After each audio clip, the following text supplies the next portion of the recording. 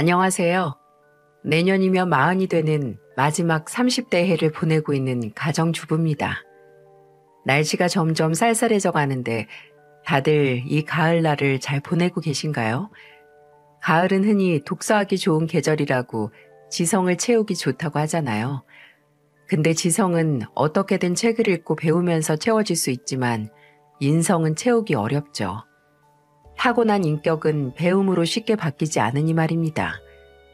모든 사람의 운명은 자기 성격에 의해 만들어진다는데 본인의 성격으로 인해 바뀐 운명으로 인해 한때 사랑했던 상대를 놓친 사람에 대한 이야기를 지금부터 해볼까 해요.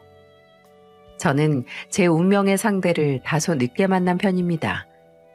30 초반에 만났던 남자에게 크게 데이고 34까지 그저 저한테 집중하면서 살았거든요. 그러다가 친구가 주선한 소개팅에서 제 남편을 만났죠.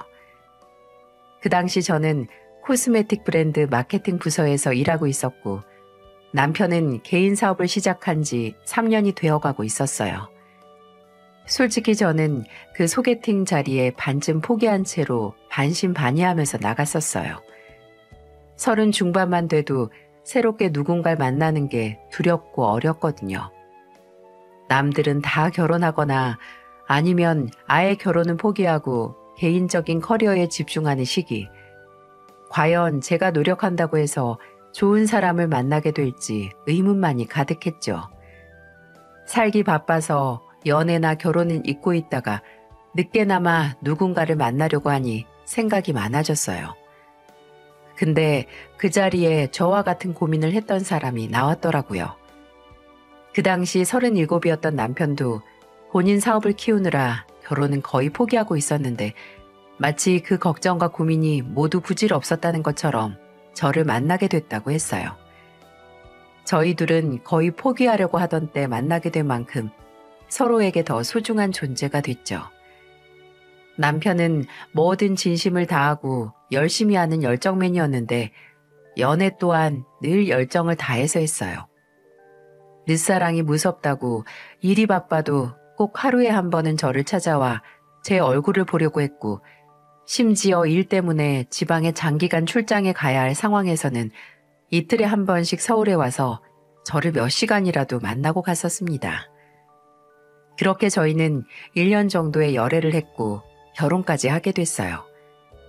저는 늘 사업을 하면서 유지되는 남편의 푸근한 심성이 어디서 왔나 했는데 저희 시댁 식구들의 타고난 성격 중 하나더라고요.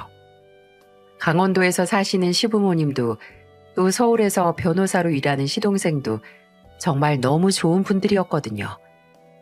저는 남편과 결혼을 준비할 때 시댁에 처음 인사를 드리러 갔던 게 아니라 이미 남편과 반년 정도 만났을 때부터 알고 지냈었어요. 일단 가깝게 사는 시동생은 워낙 남편과 평소에도 연락도 자주 하고 교류가 잦아서 저도 자연스럽게 만나게 됐었죠. 또 시동생이 먼저 형이 만나는 사람이 궁금하다고 소개시켜 달라고 하기도 했고요.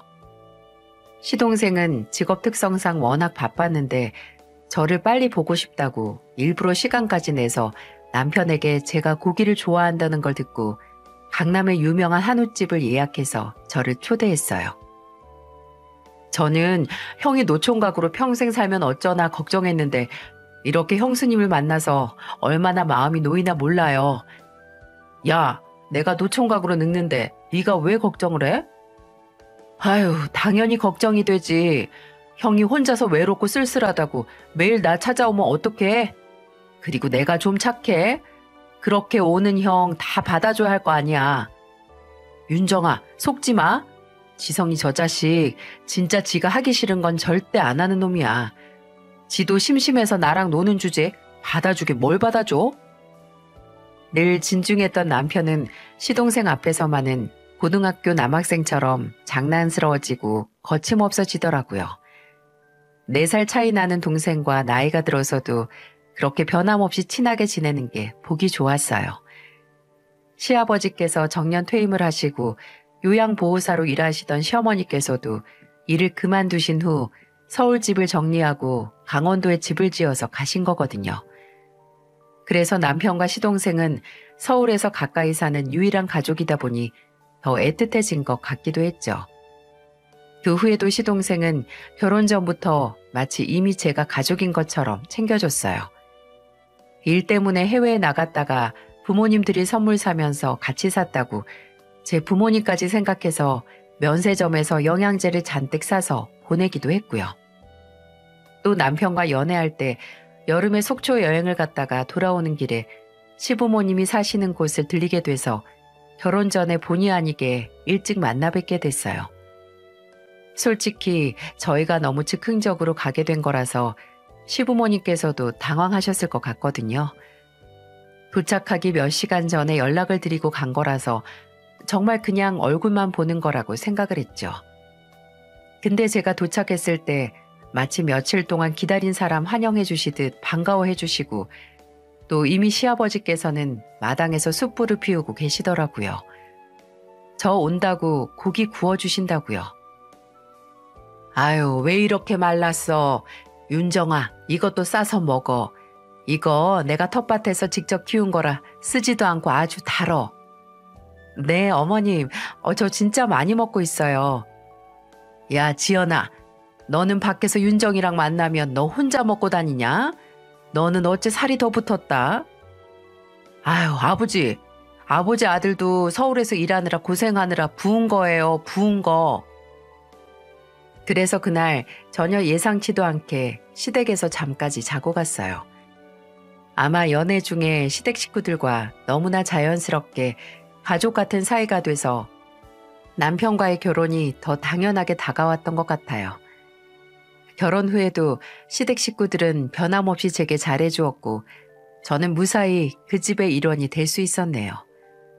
여름에는 서울보다 날이 시원한 시댁에 자주 놀러갔고 결혼하고 얼마 지나지 않아서 제가 임신했을 때는 식당 일로 바쁜 저희 어머니를 대신해서 시어머니께서 서울로 오셔서 저를 많이 챙겨주셨어요. 또 저희 아버지께서 건물 관리로 일하던 건물에서 임금 체불 문제가 생겼을 때 기꺼이 무료로 도움을 줬던 게 시동생이었고 또 시아버지께서는 지인을 통해서 아파트 경비원 일도 소개시켜 주셨죠. 시댁 식구들은 그저 제 결혼으로 말로만 이어진 인연이 아니라 마치 그전부터 몇 년간 함께 해온 것처럼 제 일을 곧 시댁 식구들 본인들의 일처럼 생각하는 가족이었습니다. 그렇게 남편과 제가 결혼하고 1년 반 후에 좋은 소식이 한 가지 더 들려왔어요. 바로 시동생이 결혼을 하게 된 거죠. 저나 남편은 이전부터 시동생에게 만나는 사람이 생겼다는 건 알고 있었어요. 원래 저희가 결혼하고도 한 달에 2-3번은 꼭 시동생이 저희 집에 와서 다 같이 식사를 하곤 했거든요. 근데 어쩐지 시동생이 일이 생겼다는 핑계를 대면서 안 오기 시작하더라고요. 남편은 아무래도 지성이가 누가 생긴 것 같다고 했고 역시나 연애를 시작했더라고요. 시동생은 저와 남편의 집요한 추궁에 끝내 같은 로펌에 근무하는 동료 변호사를 만나고 있다고 실토를 했고 저도 남편도 시동생이 바빠서 인연을 못 만들고 있는 게 늘 안타까웠는데 너무 잘 됐다고 했죠. 얼마나 만났냐, 진지한 관계냐라고 물으니 시동생은 어깨를 으쓱거리면서 결혼을 하면 하는 거고 아니면 아니라는 다소 싱거운 대답을 했습니다. 그렇게 말은 했어도 꽤 오래 만나더라고요. 그래서 남편이 먼저 시동생에게 시부모님께 소개시키기 전에 자리를 만들어서 저와 본인을 먼저 만나게 해달라고 궁금하다고 했는데 어딘지 시동생의 반응이 영 시원치가 않더라고요. 결혼은 할 거라고 하는데 상대가 낯을 많이 가리고 일도 바빠서 아무래도 시간 내기 어려울 것 같다면서 말이죠. 그래서 새로운 가족이 될 동서는 결혼 바로 직전 시댁에 인사를 드리러 왔을 때 처음 보게 됐어요. 남편도 저도 시동생의 결혼 상대가 너무 궁금해서 주말에 시간을 내서 강원도로 갔습니다. 그렇게 만나게 된 동서는 첫인상이 굉장히 화려했어요. 투피스로 된 트위드 정장을 입고 화장도 마치 샵에 가서 바꿔온 것처럼 공들여서 했더라고요. 시동생과 같은 로펌에서 잘 나가는 변호사라고 들었는데 딱 봐도 커리우먼의 분위기가 물씬 풍겼죠. 그리고 도도하고 새침한 인상처럼 성격 또한 되게 말이 없고 시동생의 말대로 내성적인 것처럼 보였습니다. 제가 새 식구를 만난다는 생각에 들떠서 좀 평소보다 한층 밝게 인사를 했거든요. 근데 그런 절 보고 동서는 좀 떨떠름하게 "아, 네, 안녕하세요." 라고 하고 말더라고요. 무안해서 혼났네요. 정말 딱 시부모님이 물어보는 질문에만 거의 단답형으로 대답을 하고 상다리가 부러질 것처럼 차려진 밥상 앞에서도 음식을 깨작깨작 먹어서 좀 긴장했구나 했는데 동서가 화장실이 어디 있냐고 물었을 때 저는 쎄한 감정을 느낄 수 있었습니다. 동서에게 화장실을 알려주고 뒤돌려는데 화장실에 들어간 동서가 들어가자마자 바로 나오더라고요. "어? 왜 그냥 나와요? 혹시 휴지 없었어요?" "아니요. 아무것도 아니에요." 이상하더라고요. 그날 동서와 시동생은 시댁에서 거의 2시간도 안 있다가 갔습니다. 물론 저랑 남편은 주말이었기에 자고 왔고요. 시어머니도 그날 처음 본 동서 이야기를 하면서 숫기가 없다, 긴장한 것 같다라고 하셨고 그래도 시간이 지나고 좀 낯이 익으면 가까워질 수 있겠지 싶었어요. 근데 첫인상이 다라는 말이 있잖아요. 첫인상이 끝까지 쭉 간다고요. 동서는 시동생과 결혼하고 나서도 시댁 식구들과 조금이라도 가깝게 지낼 생각이 없어 보였어요. 가족 행사가 있는 날이면 늘 시동생 혼자 와서 동서는 바빠서 못 왔다는 말을 했고 가끔 가다가 동서가 참석을 하면 시댁 식구들 누구도 동서와 말 3마디 이상을 나누지 못했어요. 시댁에서는 명절에 따로 제사는 지내지 않지만 그냥 가족들끼리 음식 해 만들어서 해먹고 하거든요. 근데 한 번은 명절에 동서도 시동생을 따라 시댁에 왔었는데 와서 30분도 안 있다가 갑자기 차키를 챙겨서 나가려고 하는 게 아니겠어요? "예진이 어디 가니?" "아니에요. 신경 쓰지 마세요. 잠깐 앞에 나갔다 올게요." 그리고 나가서는 1시간 있다가 들어왔네요. 나중에 시동생에게 동서의 행방에 대해서 듣긴 했는데 참 이걸 뭐라 설명을 해야 할지. 동서가 처음 시댁에 인사드리러 왔을 때 혹시 기억하시나요? 제가 시댁 화장실에 들어갔다가 동서가 바로 나왔다고 했잖아요. 그게 이유가 있던 거였어요. 동서한테 결벽증이 있답니다. 인사드리러 온 날도 시댁 화장실을 보고 기겁을 하고 나왔던 거였어요. 그날엔 차키 가지고 나와서 차 타고 20분 거리에 있는 건물로 가서 볼일을 보고 왔다는 거죠. 여러분이 오해하실 것 같아서 말씀을 드리자면 시댁 화장실은 아무런 문제가 없습니다. 무슨 다 쓰러져가는 집에 곰팡이 풍풍 난 지저분한 푸세식 화장실이라고 생각하실 것 같은데 시댁은 깔끔한 양옥집이고 화장실도 저희 시어머니께서 워낙 깔끔하고 부지런하셔서 지저분하지도 않았어요. 근데 그것마저도 본인 기준에는 더럽다고 못 쓴 겁니다. 진짜 참 유난이다 싶었어요. 시동생도 민망했는지 저나 남편에게 로펌 사무실에서도 이걸로 말이 많다고 결벽증으로 유명하다고 변명 아닌 변명을 했죠. 근데 집에 있는 화장실이 지저분하다고 다른 건물 화장실에 쓰는 게 말이 되나요? 아주 남다른 본인만의 기준이 있는 건 확실했네요. 또 이 결벽증 문제로 한 차례 문제가 있었는데요. 화장실뿐만 아니라 동서는 먹는 문제로도 유난스러웠어요. 동서가 진짜 가끔씩 시댁에 올 때마다 가족들과 둘러앉아서 먹는 식사 자리에서 밥 한 공기를 비운 적이 없거든요. 그래서 한 번은 그걸 보시던 시아버지께서 넌지시 물으셨어요. "둘째는 어째 배부르게 먹고 가는 걸 못 보는 것 같다. 음식이 입에 안 맞니?" "네? 그건 아니고 사실 제가 남들이 만드는 걸 과정을 보는 음식은 잘 못 먹어서요." "어? 그게 무슨 소리야? 내가 만드는 걸 봐서 음식을 못 먹겠다고?" 어머니께서 만드셔서가 아니라 누구든 맨손으로 쪼물딱거리면서 만드는 걸 보면 솔직히 좀 비위가 상해서요. 그래서 식당도 만드는 곳이 오픈되어 있는 곳에 가서는 못 먹어요. 지저분하잖아요. 내 입에 들어가는 건데 누가 만졌다는 걸 알면. "당신 그만 좀 해. 뭐 그렇게까지 말할 거 있어? 어머니, 아버지, 죄송해요. 이 사람이 결벽증이 좀 심해서. 집에서도 음식은 잘 안 해 먹어요. 꼭 배달시키거나 하고. 죄송합니다. 이해해 주세요. 그래도 좀 기분이 나쁘네. 안 씻은 손으로 만든 것도 아닌데. 그리고 재수 씨, 그렇게까지 말할 필요 있어요? 네? 제가 뭐려? 아유, 됐다 됐어. 사람이 다 이런 사람 있고 저런 사람 있고 그런 거지. 언성 높일 필요 뭐 있어. 예진아, 먹기 싫으면 먹을 필요 없다. 앞으로 너는 어디서 사서 들고 오거나 아니면 네가 직접 만들어서 먹어라. 나도 기분 안 나빠 할 테니까. 그렇다고 음식 앞에서 굶고 있을 필요는 없지 않니? 안 그러니? 그러고 보니 식탁에 동서가 만든 음식이 하나도 없네. 동서, 남이 만든 음식 못 먹으면 아까 주방에서 본인이 먹을 음식 좀 만들지 그랬어. 시위하는 것도 아니고. 참 기가 차시죠? 다른 사람 손으로 음식을 하는 걸 보면 그 음식을 못 먹는답니다. 아니 그래요. 그럴 수 있죠. 어머님 말씀처럼 세상에는 이런 사람 저런 사람 다 있는 거고 남에게 피해만 안 주면 어떻게 살든 다른 사람이 왈가왈부할 필요도 없죠. 근데 그걸 꼭 가족들 앞에서 지저분하다, 비위 상한다는 말을 써가면서 혹 집어서 말을 해야겠냐고요. 식탁 위에 그 비위 상한다는 음식을 만든 사람이 시어머니랑 저인데요. 빈정이 상한 제가 동서에게 그럼 처음부터 알아서 직접 만들지 그랬냐라고 하니 동서는 뭐 씹은 얼굴로 아무 말 못하고 가만히 있더라고요.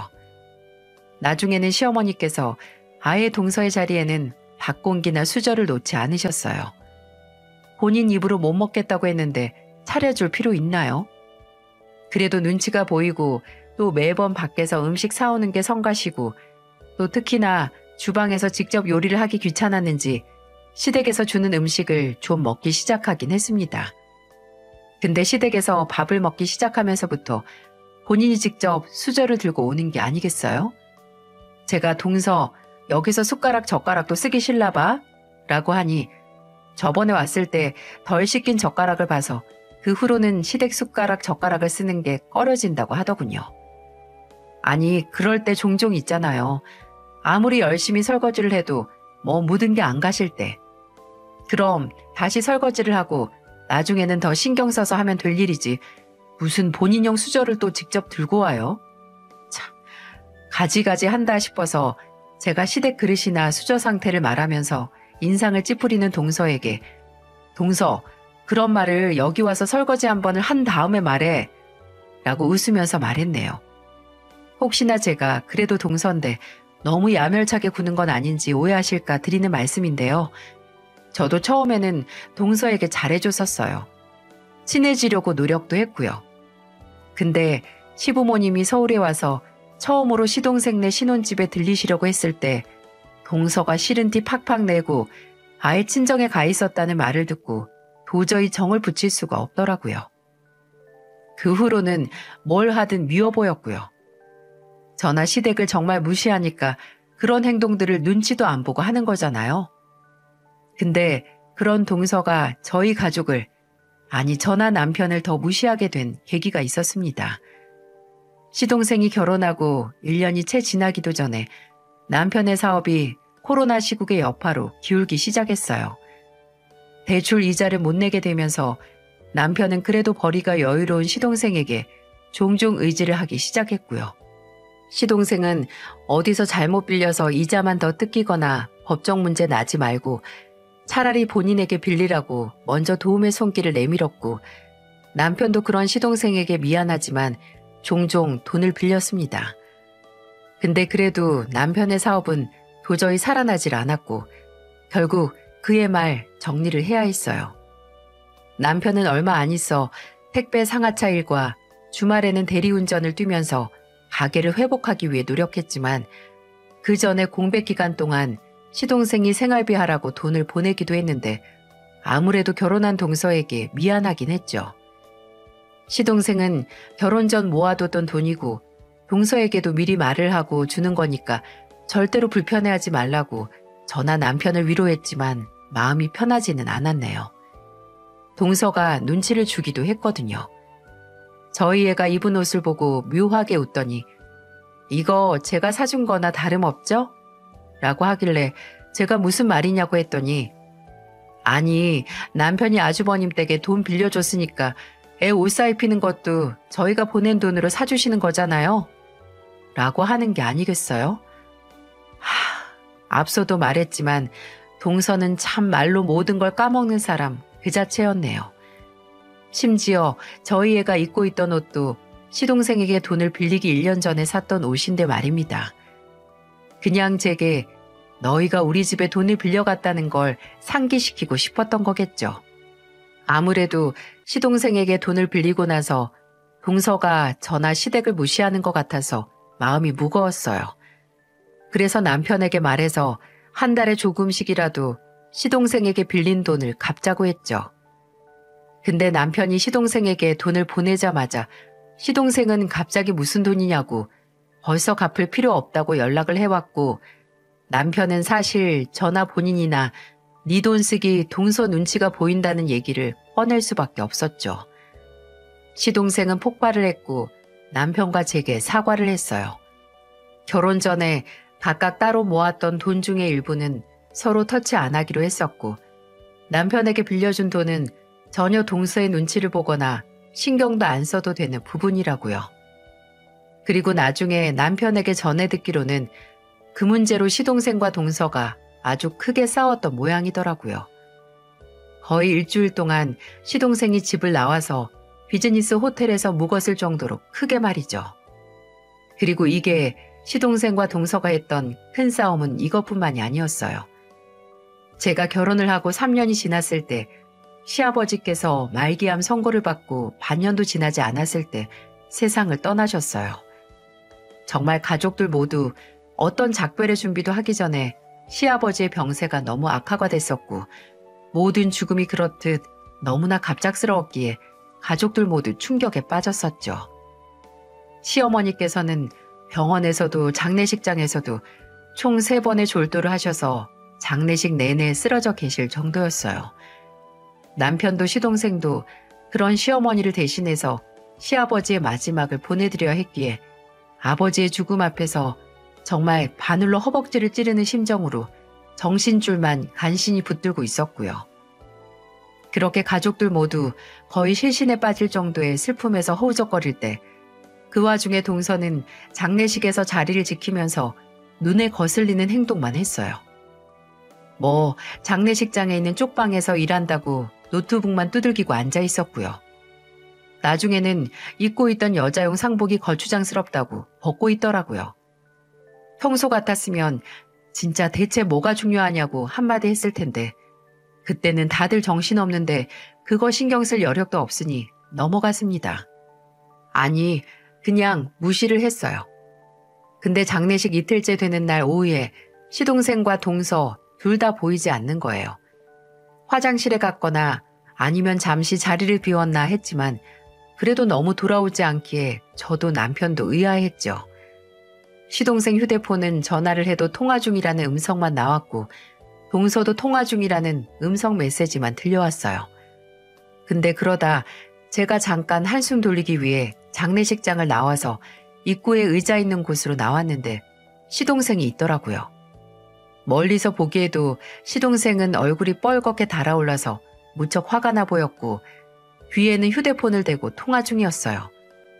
가만히 다가가니까 시동생이 휴대폰을 통해서 무섭게 화를 내는 대상은 다름 아닌 동서였고요. 네가 진짜 제정신이냐? 딱 이틀 있는 게 그렇게 좀이 쑤시든? 아니, 회사에서 이틀 3일 잔업하는 건 그 상태 그대로 소파에서 자면서 잘만 하면서 우리 아버지 돌아가신 날은 갑자기 침대가 아니면 잠을 못 자겠어? 미치겠네. 됐다. 너 같은 애한테 내가 무슨 말을 하겠어? 너한테는 이 정도도 무리한 부탁이지. 이제 너한테는 무슨 희망도 없다. 답이 없다고 답이. 나중에 장례식장으로 돌아온 시동생은 혼자 구석에서 소주를 연거푸 들이마시기 시작했어요. 취한 시동생은 남편에게 동서가 장례식장에 있다가 피곤하고 여기서 도저히 잠을 못 자겠다고 나가서 근처 호텔에서 자고 오겠다고 나갔던 거라는 걸 말해서 알게 됐어요. 형, 이게 말이 돼? 내가 연애할 때 아무리 애가 현실 감각이 떨어지는 것 같아도 이 정도일 줄은 몰랐는데 내가 미쳤지. 공주 같고 도도해서 마음이 갔는데 이건 도도한 게 아니라 그냥 인성에 문제가 있는 정도잖아. 종종 본인이 처음에 상대에게 끌렸던 점이 나중에는 헤어질 원인으로 발현이 된다고 하던데 아마 시동생도 그런 경우가 아니었나 싶어요. 저나 남편이나 시동생이 그걸 계기로 이혼을 하지 않을까 싶었는데 그렇지는 않더라고요. 시동생은 어떻게 해서든 그 결혼을 개선해 나가려고 했나 봐요. 듣기로는 부부 상담도 받았다고 하는데 남편에게 정말 이것저것 다 말하는 시동생은 점점 동서와의 관계에 대해서는 함구를 하기 시작했어요. 아예 골치가 아픈 일을 회피하는 것 같아서 저도 남편도 시동생과 대화를 해보려다가 몇 번을 실패하기도 했습니다. 나중에는 곁에서 조용히 걱정만 했네요. 그러다가 대형 사건이 터졌어요. 시아버지가 돌아가시고 딱 1년 지난 시아버지의 첫 기일이었습니다. 제사를 안 지내던 시댁이었지만 시어머니께서는 그래도 가족들끼리 모여서 뭐 거창하게 할 것 없이 시아버지께서 생전 좋아하셨던 음식이랑 가족들이 좋아하는 음식 차려서 시아버지를 기리자고 하셨어요. 일찍 강원도로 가서 장을 보고 저녁에 제사를 지내기로 했습니다.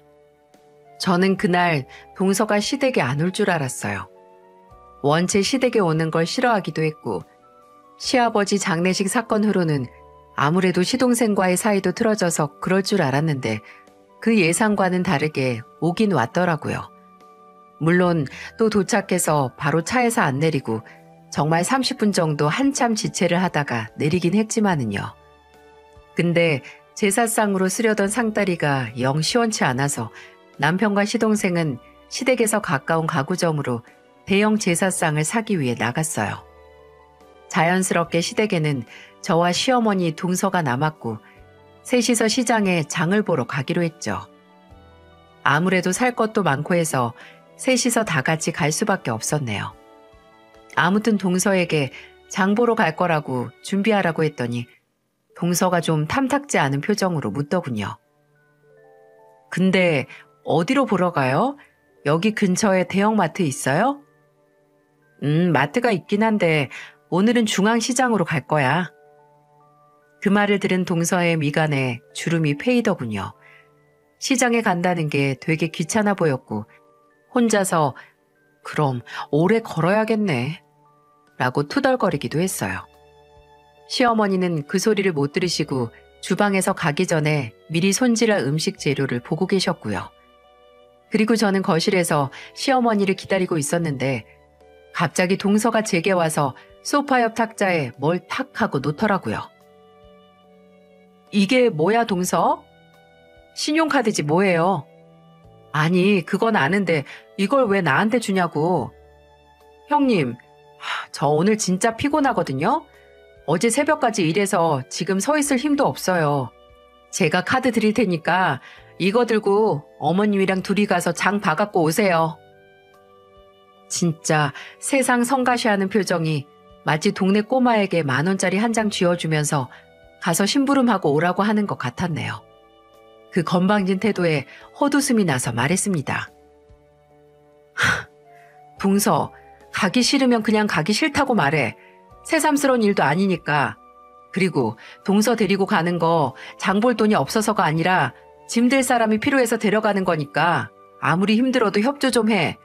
여기서 동서만 피곤하고 힘든 거 아니야. 형님은 일도 안 하고 집에 있으면서 뭐가 힘들어요? 아, 희연이 보는 거요? 그게 뭐가 그렇게 힘들다고. 그리고 가서 제모까지 짐들라고 이 카드 드리는 거예요. 가서 장만 보는 게 아니라 뭐 희연이 옷이 필요하면 옷 사시고요. 신발이 필요하면 신발도 사시고요. 형님도 집에만 있다고 늘어지지 말고 제 카드로 화장품이라도 사서 바르시던가요. 제가 안 따라가는 수고비 미리 카드로 드리는 거니까 이걸로 뭐든 사시라고요. 한도 걱정하지 마시고. 아시겠어요? 뭐? 동서 진짜 참 가지가지다. 아니, 나한테 건방진 소리 하는 건 이제 뭐 놀랍지도 않고. 근데 오늘 다른 날도 아니고 아버님 기일이야. 오늘 같은 날까지 이따위로 굴어야겠어? 나이가 몇인데 아무리 하기 싫고 힘들어도 좀 조용히 넘어갈 줄 몰라? 아니, 그러니까 시아버지 생신이니까 저는 돈 써서 마음을 표현하겠다고요. 사람이 피곤하잖아요. 그리고 뭐 사면 얼마나 산다고 3명이서 줄 서서 우르르 시장에 가요? 뭐 카드 필요 없으면 마시던가요. 저는 어차피 안 갈 거고 에너지도 아끼고 돈도 아껴서 져야 좋으니까. 야, 너 진짜? 이건 해도 해도 너무한 거 아닌가요? 상황 파악 못해서 개념 반 말아먹고 건방진 소리나 하는 동서에게 참지 못하고 제가 소리를 질러가면서 정말 쌍욕을 날리려는 그때 시어머니께서 나오셨어요. 주방에서 마늘을 빻고 계셨던 건지 한 손에는 방망이를 들고 나오셔서 저희들 앞에 서셨습니다. 그리고 정말 저는 생전 처음 보는 무서운 얼굴로 손에 든 방망이로 동서를 가리키면서 소리를 지르셨어요. 네가 진짜 제정신이 아니구나. 내가 그래도 지금까지는 많이 참아왔는데 너같이 인성이 너덜너덜한 애는 처음이다. 너는 할 말 못할 말도 구분 못하고 상황 파악도 못하니? 그딴 머리로 어떻게 변호사를 하니? 네가 그러고도 변호사야? 네가 뭐 머리로 말로 돈을 벌어? 지나가는 개똥벌레가 웃겠다. 너같이 혀 잘못 휘두른 애는 말로 돈을 버는 게 아니라 해가 망신을 할 거야. 어떻게 네 시애비, 네 남편 아버지 기일까지 말 잘못해서 이 사단을 만들어. 어머님, 소리 좀 그만 지르세요. 그리고 솔직히 어머니도 형님도 저 안 좋아하시잖아요. 왜 좋아하지도 않는 사람 끝까지 끌고 가려고 하세요? 어차피 피차 일반으로 저도 어머님이나 형님한테 감정도 안 좋은데 서로 편한 길로 가자고요.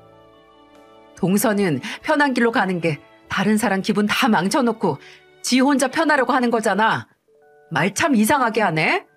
그리고 애초에 우리가 왜 동서를 안 이꼽게 생각하는데 본인이 지금까지 했던 행동 좀 돌아봐. 누가 동서에 대한 감정이 좋겠어? 누가 사이좋게 지내자고 했냐고. 기본만 하자고 기본만. 그게 서로 편한 길로 가는 거야. 동서처럼 지 기분만 생각해서 남들 기분은 신경도 안 쓰고 마음대로 행동하는 게 아니라. 제가 마음대로 행동하고 싶었으면 애초에 여기 오지도 않았어요. 저도 많이 양보한 거라고요. 예, 누가 너한테 양보하라든? 결벽증 때문에 겸상 못한다고 해서 내가 먹기 싫으면 먹지 말라고 했던 것처럼 차라리 오기 싫었으면 끝까지 오지 말든가. 왜 괜히 와서 애들 아빠 간 날 사람 속을 이 지경으로 뒤집어놔. 아, 고막 나가겠네. 이렇게 시끄러우니 먼저 떠난 아버님 마음도 이해가 가네요.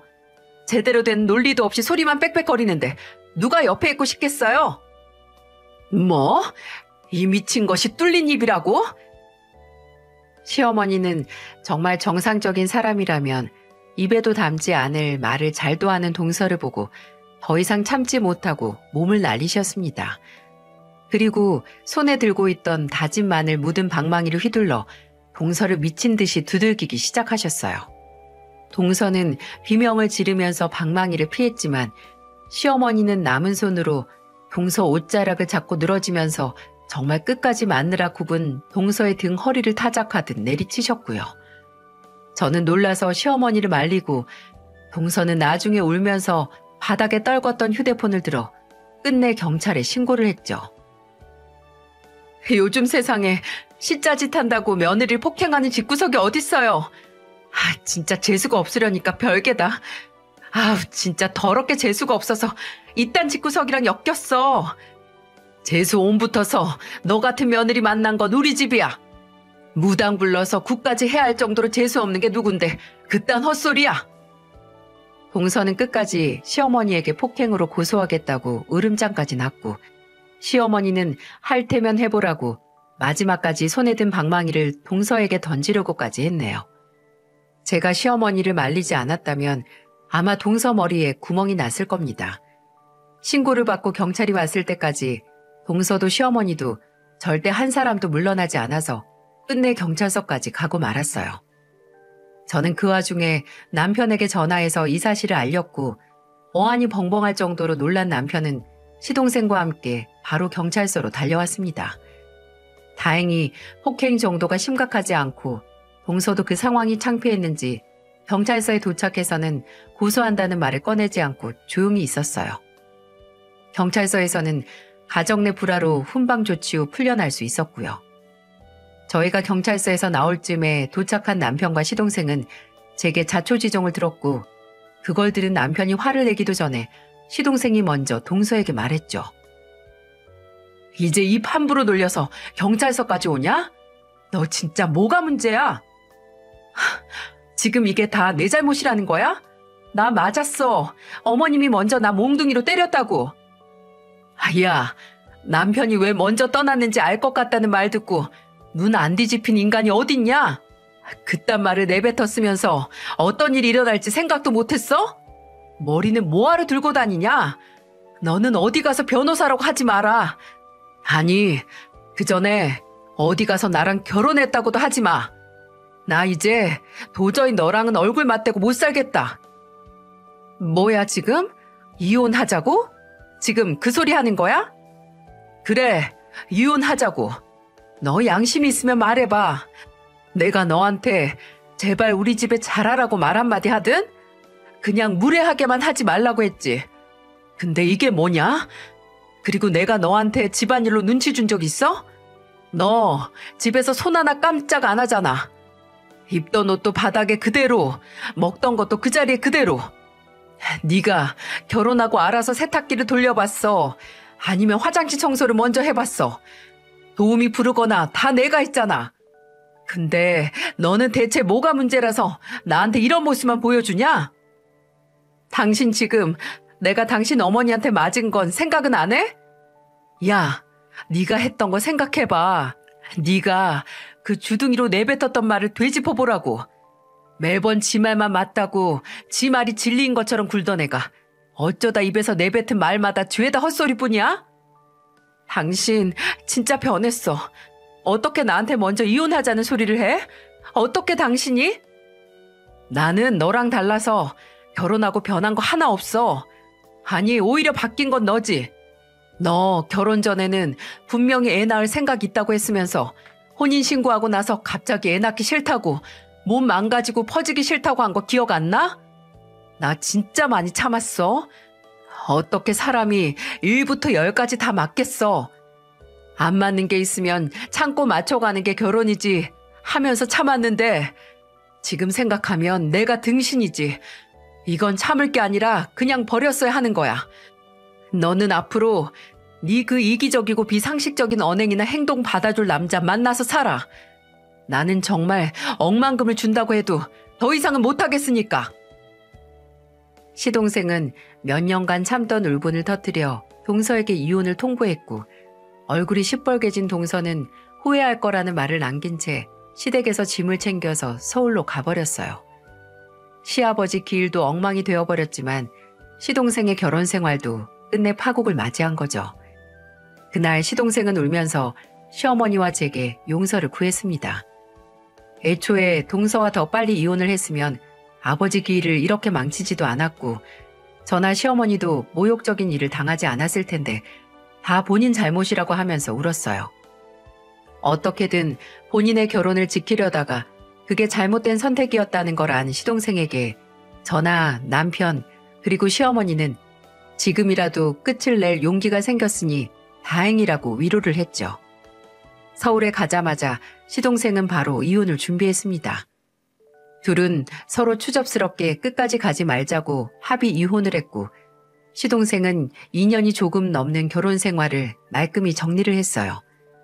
동서는 시동생과 이혼을 하고 바로 회사를 그만두고 다른 로펌으로 이직을 했다고 들었고요. 근데 문제는 이야기가 이게 끝이 아니라는 겁니다. 시동생은 한동안 이혼의 꼬리표를 잊고 살았어요. 안 가던 휴가도 갔다 오고 혼자만의 시간을 보내면서 마음을 비웠습니다. 돌아오고 나서는 더 일에 몰두를 하면서 살았고요. 다시 누구를 만나려는 노력 빼고는 다 한 것 같았어요. 하지만 제 동서였던 그 여자는 달랐나 봐요. 이혼하고 반년도 지나지 않아 시동생에게 재결합을 하자고 연락을 했다는 겁니다. 저희 집에 온 시동생이 맥주를 먹으면서 어처구니 없다는 식으로 말하더라고요. 나랑 헤어지고 다른 남자 만나서 바로 재혼하려고 했는데 잘 안 됐나 봐. 나도 알고는 있었거든. 듣고 싶지 않아도 소문이 들려와서. 무슨 재혼 전문 업체에 가입하고 선도 몇 번 봤는데 다 까이고 나한테 연락한 거지. 뭐 역시 나밖에 없다. 다시 우리 어머니나 형수님 형한테 잘한다고 믿어달라고 울고불고 하는데 사람이 그렇게 추할 수가 없더라. 재결합은 고사하고 살면서 다시는 마주치지 말라고 하고 꺼지라고 했지. 하지만 그렇게 단호한 거절을 그 여자는 받아들일 수 없었나 봐요. 몇 주 후에 시동생이 수척한 얼굴로 저희 집에 다시 찾아왔더라고요. 하룻밤만 자고 간다고 해서 무슨 일이냐고 물어보니까 그 여자가 아예 작정하고 스토킹 짓을 한다는 거예요. 처음에는 하루에 몇십 통씩 전화를 하고 제발 받아달라고 문자를 남겨놓더니 시동생이 무시를 하니까 이혼하고 이사한 집까지 찾아내서 찾아왔다고 해요. 새벽에 문 두들기고 초인종 누르고 앞에서 곡소리를 하면서 울어서 몇 번 경찰도 부르긴 했다고요. 참지 못하고 저희 집으로 피난을 온 거죠. 아니, 왜 있을 때는 헤어지자고 고사를 지내는 사람처럼 굴더니 이제 헤어져 주니까 매달리는 건 무슨 상황인 거죠? 아무리 사람 잃었을 때 소중함을 깨닫는다고 해도 이럴 수가 있는 건가요? 참, 동서였던 그 여자 덕분에 세상에 사람이 이런 짓까지 할 수 있구나. 이딴 말까지 하고 좁은 땅덩어리에 이렇게 이상한 사람이 있다는 걸 절절히 실감을 하네요.